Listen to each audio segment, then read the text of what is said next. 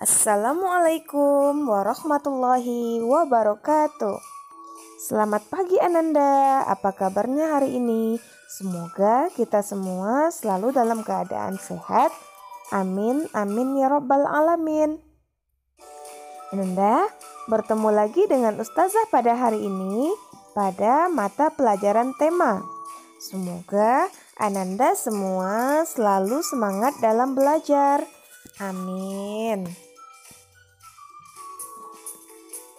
Baiklah Ananda, pada hari ini kita akan belajar tema 4, sehat itu penting, subtema 3, cara memelihara kesehatan organ peredaran darah manusia, dan kita telah sampai pada pembelajaran 3 dan 4. Oke Ananda, sebelum kita mulai pembelajaran hari ini, marilah kita berdoa terlebih dahulu.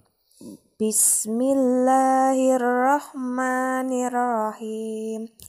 Raditu billahi rabba wa bil islami dina wa bi muhammadin nabiyya wa rasulah. Rabbi zidni ilman warzuqni fahman wa amalan solihan. Amin. Pada pertemuan sebelumnya, kita telah membahas pengertian pantun dan ciri-ciri pantun. Masih ingatkah Ananda apa itu pantun dan apa ciri-cirinya? Semoga Ananda masih ingat ya. Dalam membuat pantun, harus memperhatikan sajak dalam pantun. Selain itu, dalam pantun juga harus terdapat amanat atau pesan nasihat yang ingin disampaikan kepada pembaca. Sekarang, coba perhatikan pantun berikut ini. Siang-siang makan buah dondong, rasa takut melihat besarnya ular. Mari kita melakukan gotong royong agar pekerjaan cepat kelar. Membuat pantun harus memperhatikan sajak dalam pantun.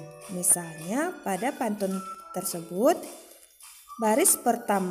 sajak baris pertama berakhiran G, maka baris ketiga juga harus berakhiran G. Dan baris kedua berakhiran R, maka baris keempat juga harus berakhiran R.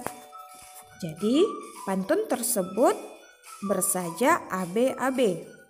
Lalu, apa amanat dari pantun tersebut? Amanat dari pantun tersebut di atas adalah dengan bergotong royong maka pekerjaan akan cepat selesai.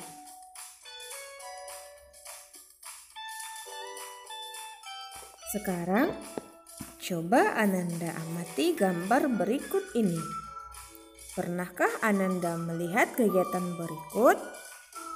Ini adalah kegiatan gotong royong yang dilakukan di lingkungan keluarga atau lingkungan sekitar rumah kita dan di lingkungan sekolah.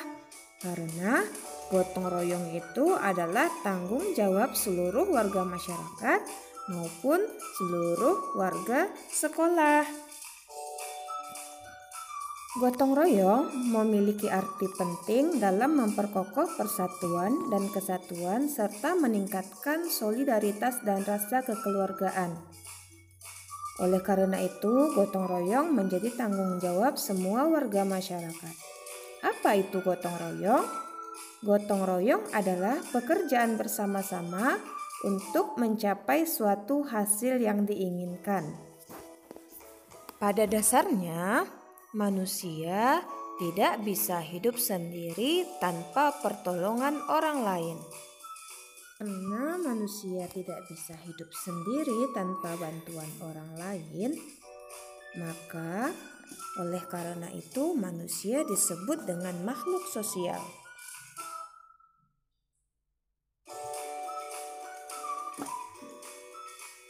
Orang-orang yang saling membutuhkan dan mempunyai kepentingan yang sama dalam suatu tempat yang disebut dengan masyarakat. Hidup bersama dalam masyarakat itu sangat penting karena Allah menciptakan kita agar kita saling melengkapi, saling membantu, saling menyayangi, dan saling menjaga hubungan baik dengan orang lain. Selanjutnya, Tanggung jawab sebagai warga masyarakat adalah menjalankan tugas dan kewajiban dalam kehidupan bermasyarakat. Setiap manusia membutuhkan orang lain dalam hidupnya. Hal ini memunculkan interaksi sosial. Interaksi sosial merupakan dasar bagi semua aktivitas manusia yang berhubungan dengan orang lain. Interaksi terjadi karena adanya kepentingan pemenuhan kebutuhan masyarakat. Faktor-faktor yang mendorong manusia untuk berinteraksi sosial.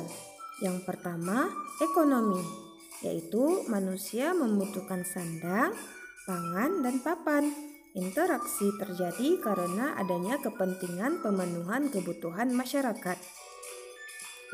Yang kedua, politik, yaitu contoh interaksi sosial di bidang politik adalah interaksi yang dilakukan partai politik menjelang pemilu.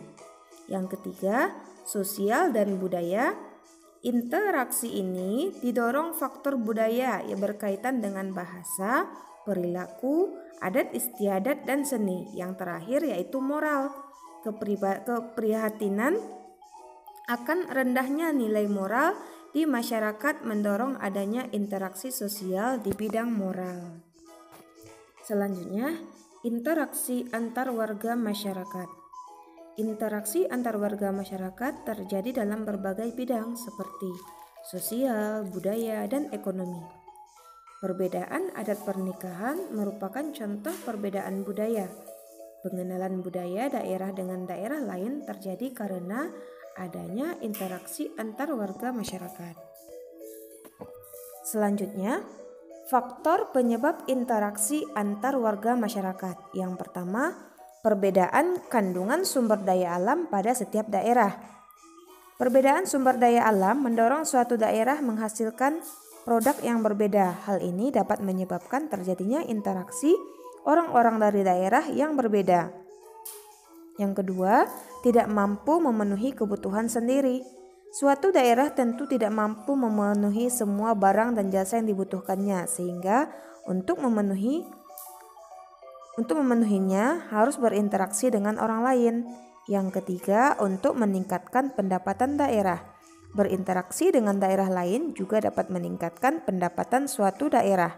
Yang terakhir, perbedaan kemampuan sumber daya manusia. Kemampuan sumber daya manusia antara satu daerah dengan daerah lain tentu berbeda. Contohnya, di suatu daerah tidak memiliki dokter, oleh karena itu daerah tersebut mendatangkan dokter dari daerah lain. Perbedaan geografis mempengaruhi upaya pembangunan ekonomi yang ingin dilakukan. Upaya ekonomi yang dilakukan di daerah pantai antara lain melestarikan hutan bakau dan terumbu karang. Yang kedua, membangun sarana pariwisata pantai. Sedangkan yang di daerah pegunungan yaitu melestarikan hutan yang ada di sekitar pegunungan dan memperbaiki akses jalan ke wilayah pegunungan.